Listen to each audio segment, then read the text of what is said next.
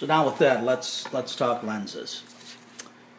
So a lens like this, 127 millimeter, and like I said, you're going to generally find something on these cameras, on press cameras, in the 127 to 135 millimeter focal length range. And 127 millimeters is not quite a normal lens. We kind of call it a normal lens because they're so popular for these cameras. But it basically gave the photographer a little bit more of a wider perspective, not quite as close to the subject, so that they could take more in. So on these cameras, it became a very common focal length, 127 to 135 millimeter film. Again, a great utility lens and something that you could use for everything you needed to do given the purpose of these cameras at the time. And so quite frankly, for 4x5 photography, if you're getting into the hobby and you get a camera with a lens like this, there's nothing wrong with this lens. If this lens works correctly, you can spend all of your 4x5 shooting time with a lens like this. Its general purpose, as I said, it's a great utility lens. It's going to have clarity that rivals significantly more expensive modern lenses, and in the end, you'll be very happy if you get one of these that works. Now, chances are, if you get one that works, the question is, how long will it work? And when I say by work, what I really mean is, does the shutter work, and does it shoot at the right speeds given the settings that you're looking for, that you set on your exposure and that are defined on the dial. And so aperture is a little less of an issue here because you don't have an automatic aperture. You are adjusting the aperture on these lenses, and so you don't have to worry about a sticky aperture or anything. The aperture just has to work. So let's say that you're having issues with your compact original lens, or maybe you didn't get one, you can't get it fixed, whatever the reasons, but you need to replace it with a all-around multi-purpose lens. My recommendation to you would be to check the used market and look for a 150 millimeter large format 4x5 lens. When you look at these lenses, again, I would worry less about the names. I would worry more about the size of the image circle, and if you do some quick searching on the web, for whatever lens you can purchase, you're going to find the specifications for it. So you go on an image circle, 150 millimeter lens with an image circle larger than 150 millimeters, so you've got some room for movement. What I would recommend to you is to look very carefully at the lenses that are available, because first of all, 150 millimeter lens is a very popular focal length, so you're going to see a lot of options at a lot of different price points.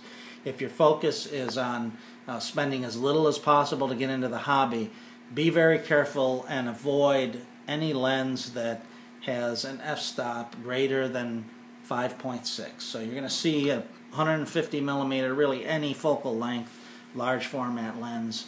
The cheapest ones are going to be f8 lenses. Now, an f8 lens is pretty slow, and you can use it and it will work. The problem you have with it is, with an aperture that is that small, you're going to have a hard time shooting in early morning or at dusk when the light is limited.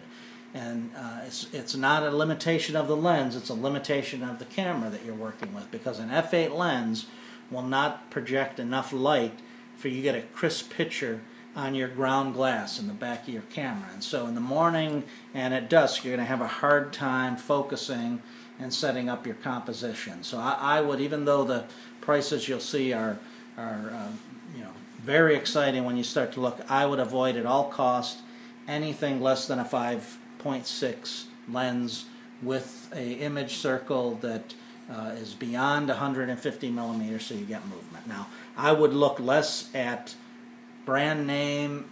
I would look less at any of the qualities of the lens in comparison to those two elements.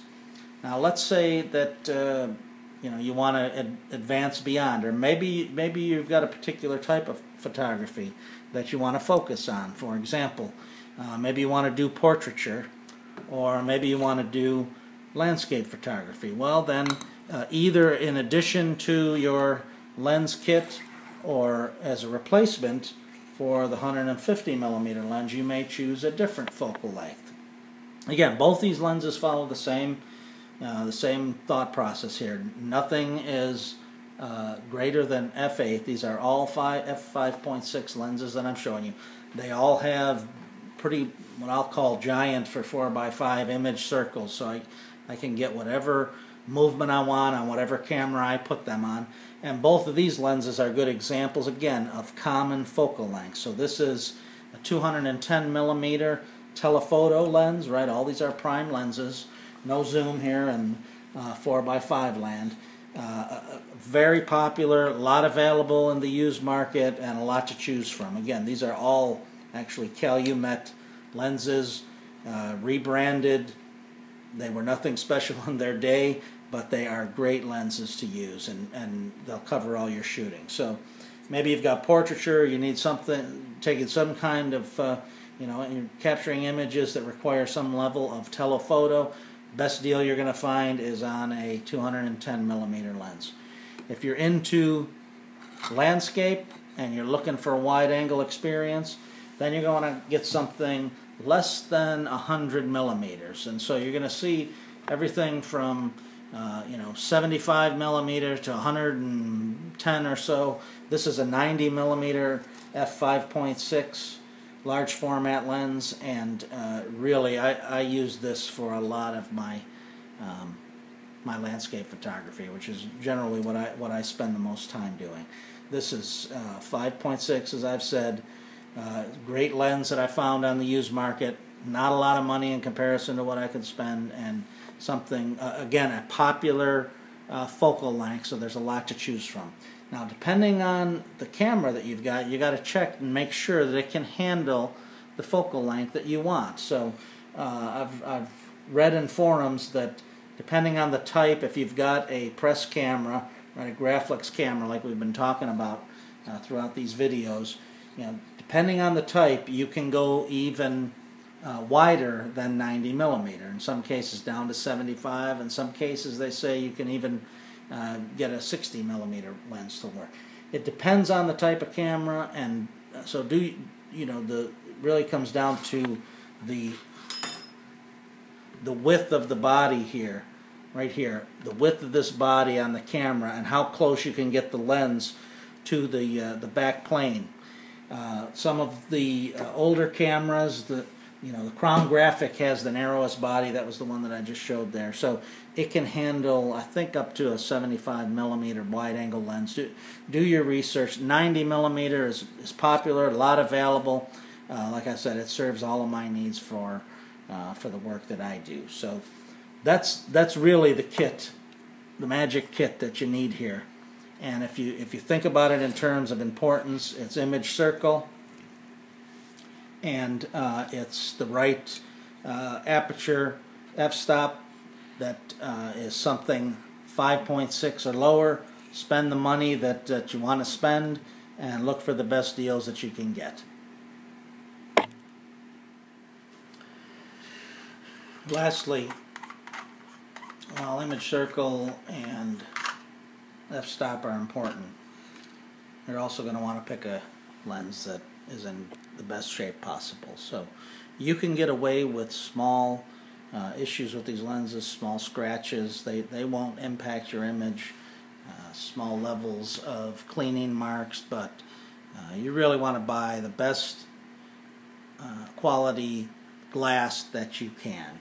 And so if you're buying it from a reputable dealer, a reputable seller, or somebody who's used these lenses and taken care of them, they truly will last a lifetime. And so you're going to want to look at quality, you're going to want to ask questions, verify that there are no scratches, no fungus, no separation. So lenses, depending on the focal length, will have different processes for how they join the lenses. Some are just mated or set in close together. Others are mated and they use a material to glue them together. Over time, older lenses can start to separate, and you start to get issues with the lens. So even if the lens looks good in the picture, if I'm buying a used lens, I will ask the simple question: are there any Scratches, if I don't see them, or if they say they don't have them, I say, please confirm. No scratches, no mold, and no separation. Just that simple question so that you're at least covered when you're buying something used, if you've got a good seller, that you can return it if there are any problems. So that's it. 3 focal lengths to consider. If you're getting something with your camera that you can use, then that's okay. Often these old lenses will come with things like filters that you can put on your lens. You'll see a whole kit that the press person used during their day, and so you'll get filters, you'll get hoods. There's depending on the kit that you buy, there were a lot of options, but these singly or as a kit are really all you need as to fully enjoy 4x5 photography.